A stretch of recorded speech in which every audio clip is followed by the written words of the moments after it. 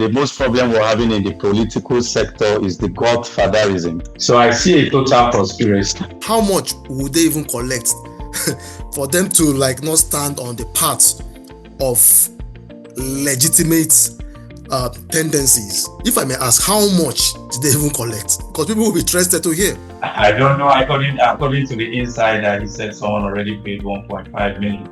And I said, what's 1.5 million? That's no amount. That's no money. When it comes to people's welfare, I didn't have any choice than to prepare myself, prepare my documents, and start coming down to Abuja so that I can fix things with my legal advisor and my DG as well.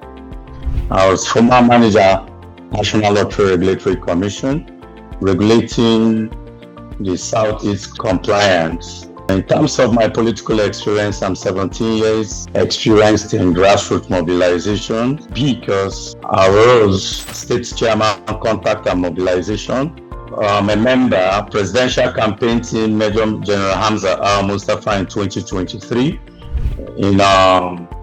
Sometime in 2021, 22, I was a member, state technical committee for Uchenna Asoluka race. As far back as 2007, I was the secretary of PDP at that level, and I was also an SA to Dr. Mrs. Kema Chikwe when she was an ambassador to Ireland and Iceland.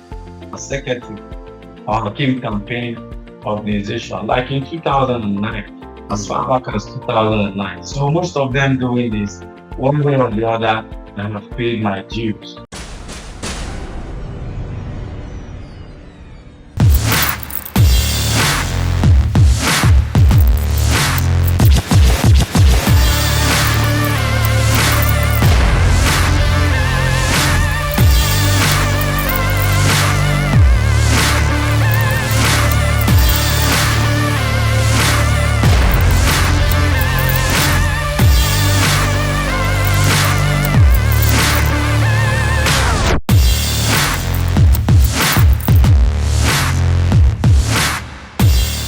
Ladies and gentlemen, we are with Honorable Uchenna Asoluka Jr., running for House of Representatives Owerri Federal Constituency. Okay, I'm Honorable Uchenna Asoluka from Owerri West Local Government. I'm actually an aspirant under the Nigerian Democratic Congress, representing Owerri Federal Constituency. A little bit about me. I am an MSc holder in Maritime Management Technology and BSc in Transport Management Technology.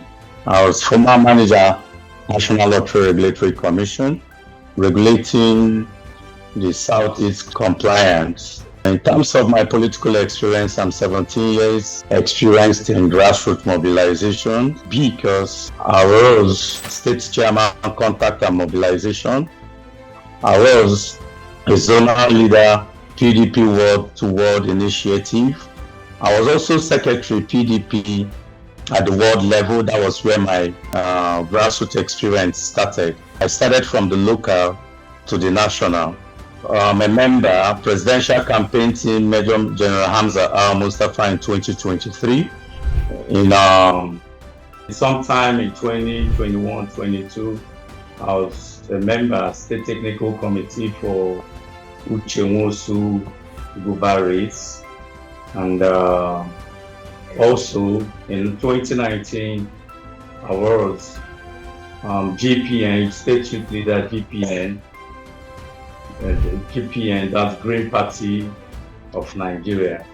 So I am here today to let you know that whatever we are doing today is exactly what we are exhibiting, because you see, if you look at the way things are in Nigeria, the most problem we're having in the political sector is the Godfatherism. That's why some of us left politics and engaged in one or two businesses, to keep body and soul moving. But why we joined the NDC is because we saw that politics is taking a new direction with Peter Obi. With Peter Obi, we're going to get it right, this time around, because he's trying to kill Godfatherism. That's exactly what enticed me coming back to politics now in 2026. So now we have done our NDC primaries, and it was awesome. It was good. The turnout was massive because I have structure. I am the people's mandate.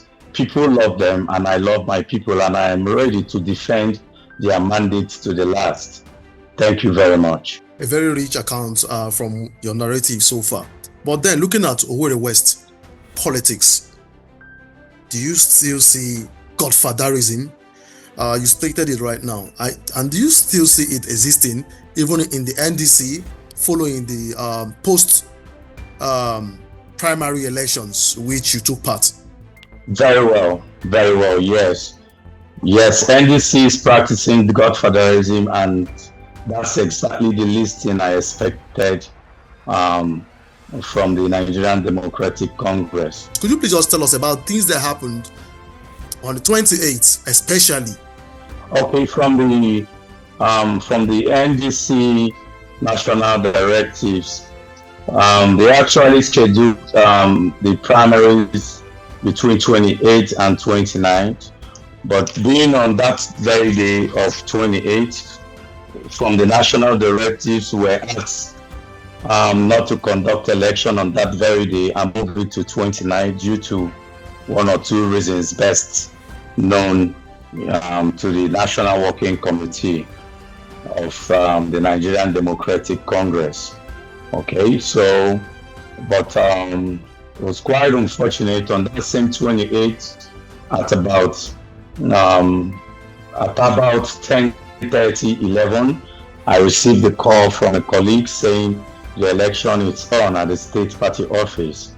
Wow, that's the listing I expected from the NDC on that very day. So I ran out from my house. I went to the state party office. I saw people gathering, trying to go back to their own venues, to conduct primaries. But I wasn't part of it because I got a directive from the national chairman, Theo Pass, canceling that of 28, the primaries on the 28th. So I had to move it to 29. I had to be very patient till on 29 when the people of Owerri Federal Constituency, the people of Owerri West, Owerri Municipal and Owerri North turned out in mass at the respected venue, and we conducted a very successful election, though the NDC election officers absconded. They were not at the venue because they were hijacked by the Godfathers in Owerri Federal Constituency. This is something the poor keep suffering from the rich. I am not part of that Godfatherism plan, and I'm still saying I am not part of it, because when you don't have freedom of expression, freedom of speech, there's no how you can tell people exactly how you feel, and the people will tell you exactly how also they feel. So I feel the best governance is government of the people, for the people, and by the people. That is where I belong to. So the Godfathers hijacked the election officers from the national, kept them in a hotel for 2 days. No one saw them till the election, the primaries ended. But what we do, because we are Nigerians, we are appointed at the local government level, each various wards. We appointed representatives that can openly count the number of people that turned out that very day, and that's the result we have. So when they can't do it, we can fix it by ourselves. That's exactly what we did, and that's the result I have today. Okay, following that election, we saw online videos of the elections taking place. I mean, on the 29th, the videos of you at Owerri Municipal, the videos of people, electorates, and at the primaries at Owerri North and Owerri West, respectively. Now, it's as though you have evidence, like I've seen evidences, which justify that, yeah, the election held on the 29th of May as stipulated by the INEC. Now, with this conflicting issue as regards who clinches the ticket and INEC being the umpire to decide, and you haven't provided this evidence plus some audio materials and all of that, what is your own impression? What are they saying about these things? Because from findings, election was conducted at night. I've never seen anywhere where an election is done at night, regardless. I've never. This is the first time I experienced that. So it aroused my curiosity. I really wanted to know.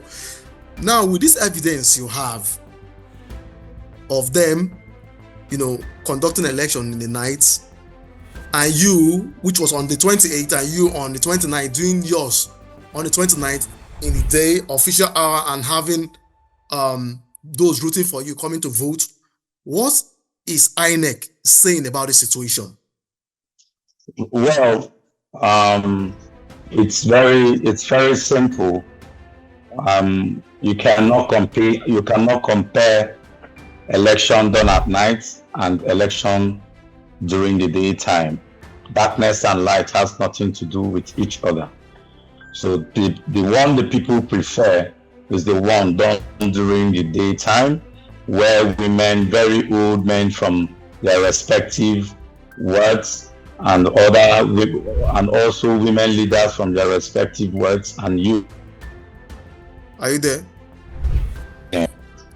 Can you hear me? You're waiting for their approval. Yes, waiting for their approval. So the NDC, we also submitted a petition at the state level, where I had a little conflict with the woman leader when I sent my lawyer to the state party office, and she tore the petition off and threw it on the floor. So I had to come to Abuja to formally submit to the national to the national NDC office. So this is where my petition is now, and also INEC have acknowledged I'm waiting for approval. So the election people are waiting for the results to be called is the one done on the 29th, following the directives of the national chairman, Pio Pass. It beats my imagination that in this 21st century, in this world of today, that you filed a petition and then someone saw it, defaced it. She actually did. Are you seeing some sort of corruptive or corruption undertone? Because for me, I don't understand why she would even tear. You are aggrieved and you want to seek redress at the appropriate quarters, and then it gets to her as a woman leader of the party and she tears it. So do you see some sort of conspiracy, amongst those that wouldn't want you to be there for no reason? I don't know. Do you see such taking a toll in this matter right now? Yes, it's a total conspiracy, because from an insider, from one of the LGHM, according to him, he said someone already paid for the ticket, so I cannot get a false position. That's why I'm fighting and endlessly to make sure I defend the mandate of my people. So I see a total conspiracy towards me, because even when I came on the 29th requesting for the result sheet, I was denied on the 29th of that very day of the primaries. I was denied the result sheet, to put down my result. So these are some of the things we face when we engage in Godfatherism, because you cannot, you can't take a decision that stands except the one that they say. So I see a total conspiracy, If I may ask, from if I may from ask, how much wherever it's coming from. how much would they even collect for them to like not stand on the path of legitimate tendencies? If I may ask, how much did they even collect? Because people will be interested to hear. I don't know. According to the insider, he said someone already paid 1.5 million, and I said, "What's 1.5 million? That's no amount. That's no money. When it comes to people's welfare, that's no money." So I didn't have any choice than to prepare my documents, and start coming down to Abuja so that I can fix things with my legal advisor and my DG as well. Very, very appalling. But then I want to look at the psychological angle of what is transpiring right now, over the West, in quote. And now, looking at not too young to run, now from the legitimate aspects, you have every right and every audacity to run. Regardless that those that you're running alongside are probably older than you. That's why I'm citing this right now, because you are legitimate. And looking at our political culture, which often brings in age and all of that, most times people do forget that age has got nothing to do with politics or being handed a position in government to lead. Now, this should be the effect of culture, our political culture. Now, do you see political culture, as regards what I just mentioned, aligning it with not too young to run, which has been amended and gave you the legitimate and upright stand to contest? Do you see this playing in their psychology, that they are far older than you, and then is their own they have the rights to go, or probably something like that? Do you see anything like that? What's your own ideology about these thoughts?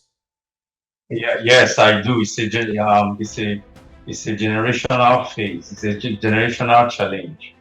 Okay, those older than the younger generation, the few of the thing, just like they say in my language, that most of us are Pababa. That's it. So they still have that ideology. They still have that ideology in them of Godfatherism, suppressing the younger ones, that you must go through due process. Yes, most of us have gone through due process, just like I told you. Yeah. As that far back as 2007, I was the secretary of PDP at that level, and I was also an essay to Dr. Mrs. Kema Chukwe when she was an ambassador to Ireland and Iceland, secretary of the Hakim campaign organization, like in 2009, as far back as 2009. So most of them doing this, one way or the other, I have paid my dues. Do you understand? One way or the other, I have paid my dues. My fellow aspirant, as far back as 2001, 2002, under the administration of HIJACK, was the local government chairman. And one of the godfathers also, Uchenna Asoluka, was also a house member in 2002, 2003. So when this caliber of people who went to the Green Chamber, and the other who also was the local government chairman in 2003, 2002, I think today, 2026, they should either be aspiring to be a vice president, or a vice president, or a president. Okay. Do you understand? Yeah. They should be running. Yeah, they should be contesting with Mr. President, and not coming back to challenge the younger ones, because I believe in the younger ones should grow. If I represent, after 4 years, I will never have anything to do with the Green Chambers again. I should be aspiring to either become a senator or a minister of the Federal Republic of Nigeria. So when you take 4 years you miss your chances, you don't get it right, you allow others who has good agendas for the people to come up with their own ideologies and see how we can fix Nigeria. So Godfatherism, I insist, is killing Nigeria. That is what has kept Nigeria the level it is today. Do you understand? So for me, not too young to run. For me, it's a problem. It's a problem. So that ideology is still in. Yeah, it's a problem. It's a problem. It has to be looked into.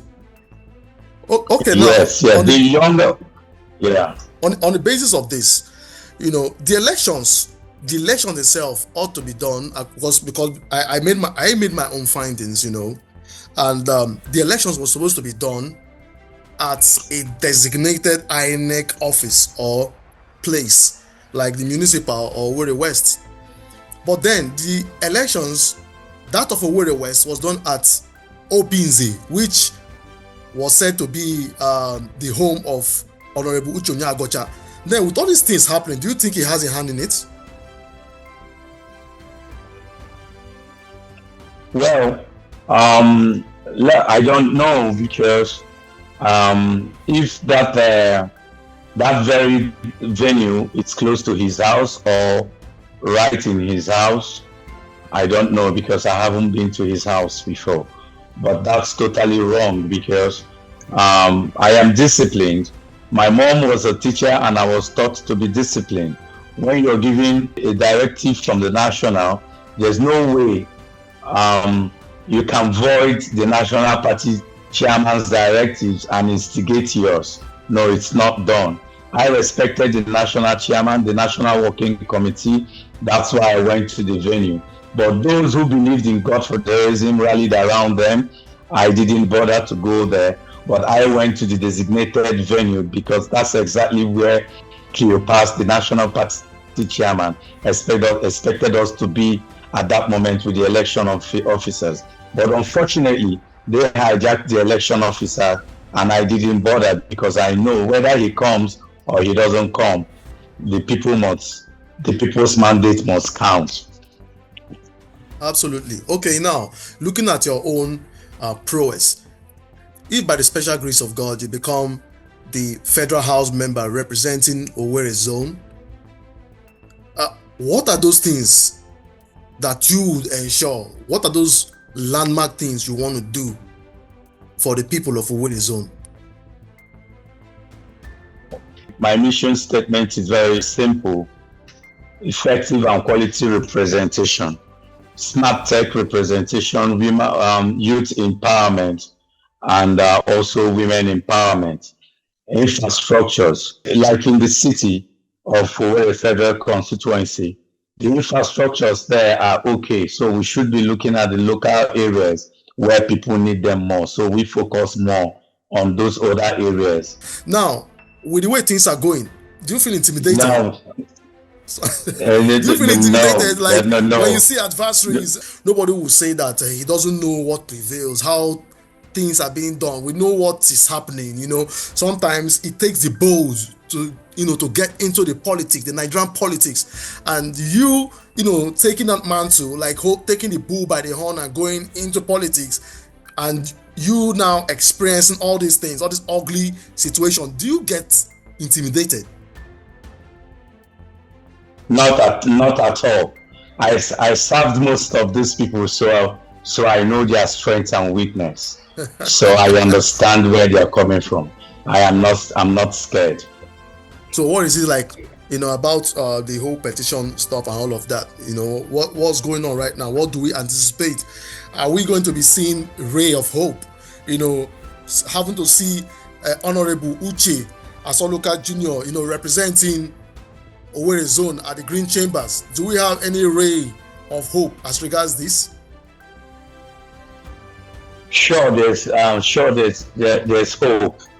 There will be light at the end of the tunnel. My lawyers are working on it.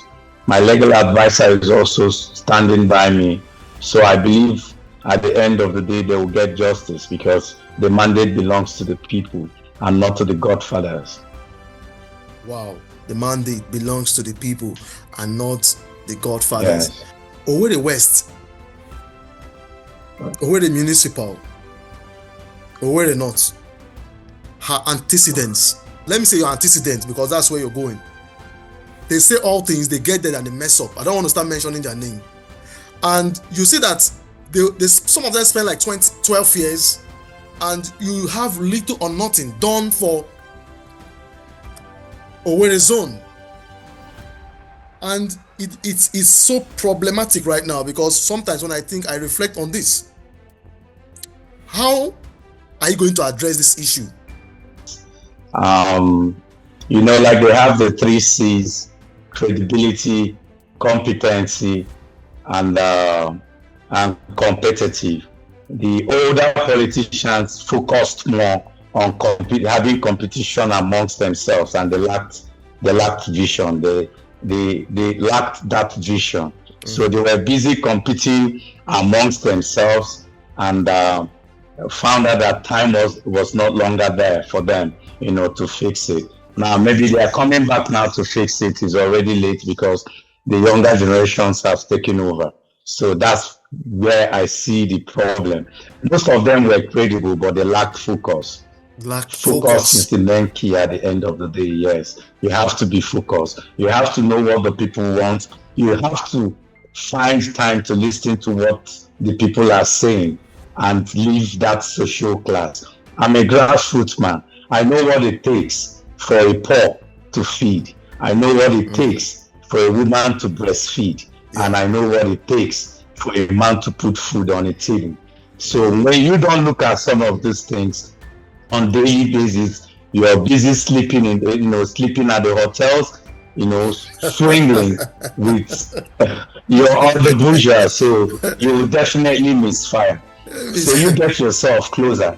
Maybe I'll spend, even if by the special grace of God I find myself here, I'll find time to always be in Owerri, because while I'm in Abuja, I won't be able to know what my people want. I'll find time to move around. I'll find time to connect. I'll find time to reach out, and I will always engage on my quarterly briefings. Very important, because that's where you get to know exactly what the people want, so you can be able to trash it out. Thank you very much. Fantastic. Well, I think I still have just a few minutes to play with. But then, are you really perturbed about insecurity? What have you got to say about these things? Because it's happening in Owerri West. Thank you very much for that wonderful question. Insecurity is high in Owerri West, but I must be very honest with you. Okay. Let me use my dialect. Let me come down to Owerri level.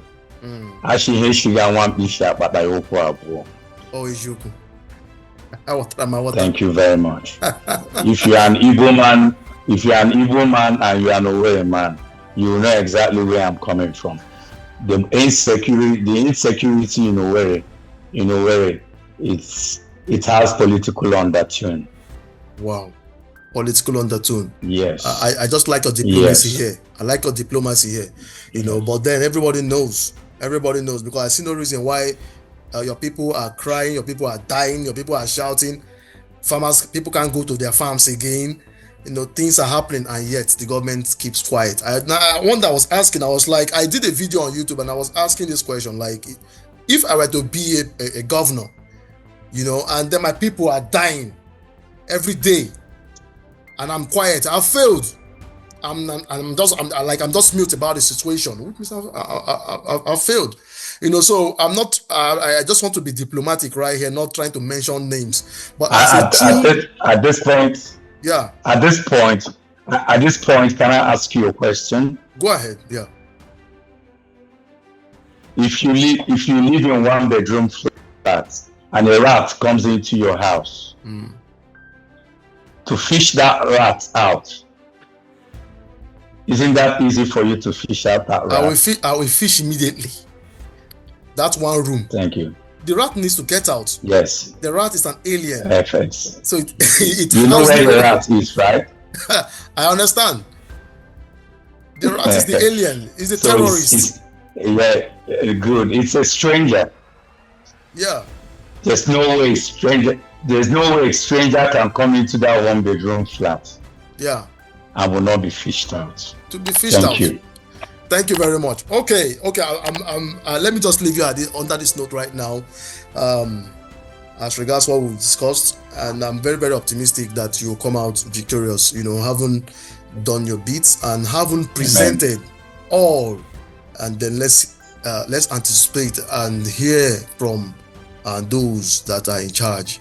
I just want to wish you the best in everything you do, and of course, God's protection. Thank you very much. I wish you the best out there. So, ladies and gentlemen, thank you for having me here today. You're welcome. I appreciate it. You're welcome. And all along, it has been Honorable Uchenna Asoluka Jr. Running for the House of Representatives, Owerri Federal Constituency. And of course, here he's telling us that there's a ray of hope about what he is pursuing right now. Of course, you don't fight and run away. So he's doing the right thing. So let INEC decide at this point. Thank you very much, Adof. Thank you. Okay. Thank you. All right. Thank you very much. Bye. Bye. Yeah. Okay. Okay.